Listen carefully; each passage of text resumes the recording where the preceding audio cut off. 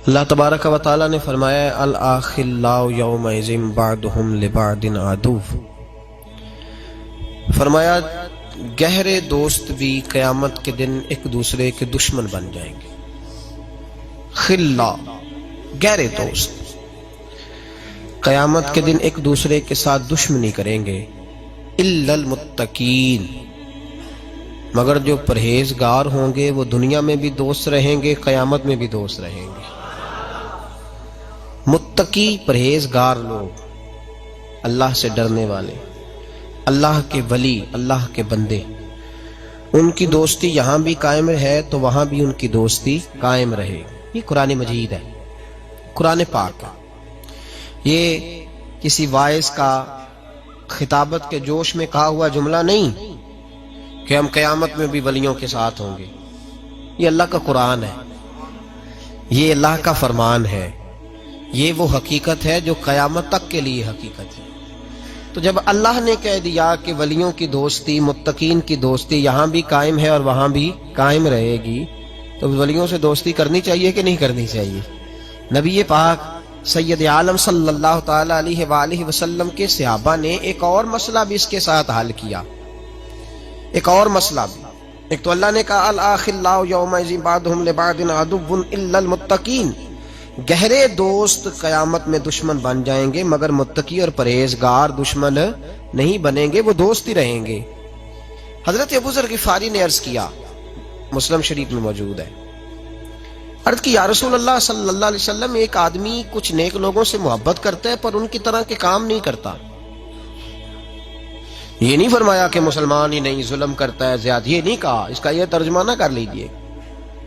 کہنے کا مطلب یہ کہ یا رسول اللہ صلی اللہ علیہ وسلم، جس اعلیٰ پائے کے وہ نیک ہیں، یہ اس اعلیٰ پائے کا نیک نہیں۔ اگرچہ نمازی ہے، عبادت گزار ہے، اللہ کے حلال کو حلال، حرام کو حرام جانتا ہے، لیکن اس پائے کا نہیں جس پائے کے وہ ولی ہیں۔ تو یا رسول اللہ صلی اللہ علیہ وسلم، اب کیا حکم ہے؟ اب کیا حکم ہے؟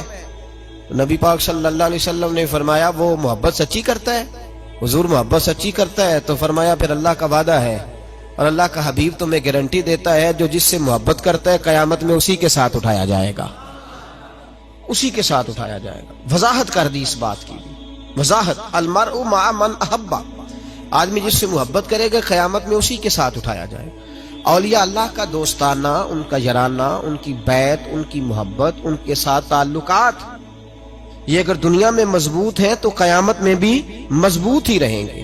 یہ میرے حبیب پاک کا فرمان ہے، یہ اللہ کا قرآن ہے، یہ حضور کی حدیث ہے۔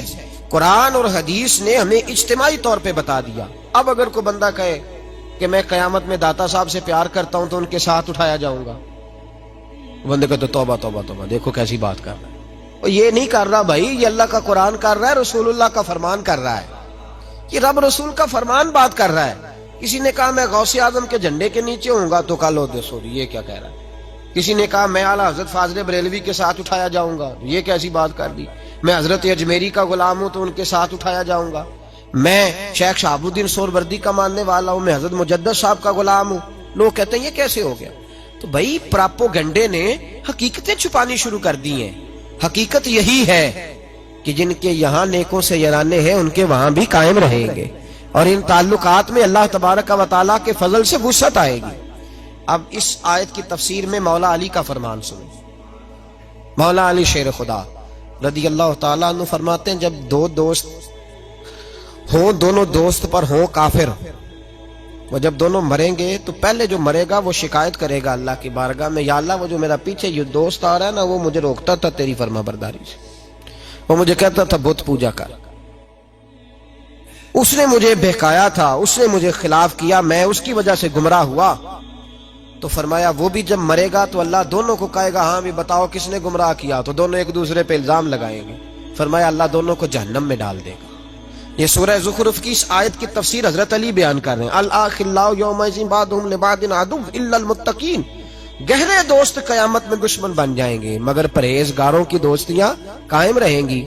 تو حضرت علی فرمانے لگے، تفسیر خزائن العرفان کے اندر آپ کا یہ قول موجود ہے، حضرت علی کہنے لگے دو دوست ہوں دونوں مومن، یہ تو دو کافر تھے، دو دوست ہوں دونوں مومن، دونوں نیک، ایک دنیا سے جب چلا جاتا ہے نا تو رب تعالیٰ کی بارگاہ میں پہلے پہنچتا ہے تو کہتا ہے یا اللہ میں بھلا کس طرح نیک ہوں، وہ جب میرا پیچھے رہ گیا وہ مجھے نماز کی تلقین کرتا تھا، اے اللہ وہ مجھے عبادت کی طرف توجہ دلاتا تھا، وہ مجھے کہتا تھا آؤ محفل میں چلے، وہ مجھے کہتا تھا آؤ نماز پڑھے، وہ مجھے کہتا تھا آؤ آج ہم بھی شریک ہوں کسی اچھی مجلس میں، اس کی وجہ سے میرے اندر بڑی تبدیلی آئی۔ فرمایا جب وہ بھی آئے گا تو رب اس سے بعد میں آنے والے دوست سے پوچھے گا تیرا کیا خیال ہے، تو عرض کرے گا مولا میں تو اس کی وجہ سے نمازی تھا۔ یہ دونوں ایک دوسرے کی تعریفیں کریں گے، قربان جائیں کیا لطف ہوگا، کیا نظارہ ہوگا، کیا انداز ہوگا۔ مولا علی فرماتے ہیں دونوں تعریف کریں گے تو رب فرمائے گا میرا فیصلہ یہ ہے کہ تم دونوں کو جنت میں بھی اکٹھے داخل کیا جائے گا۔ دوستیاں اچھی بنائیں۔ ایم این اے کا کارڈ ہم نے سنبھال کے رکھا ہوتا ہے، بعد میں چاہے اس کا پی اے بھی نہ پہچانے۔ ایم پی اے کے ساتھ جو تصویر لوگ کھنچواتے ہیں وہ لوگوں نے ڈرائنگ روم میں لگائی ہوتی ہے،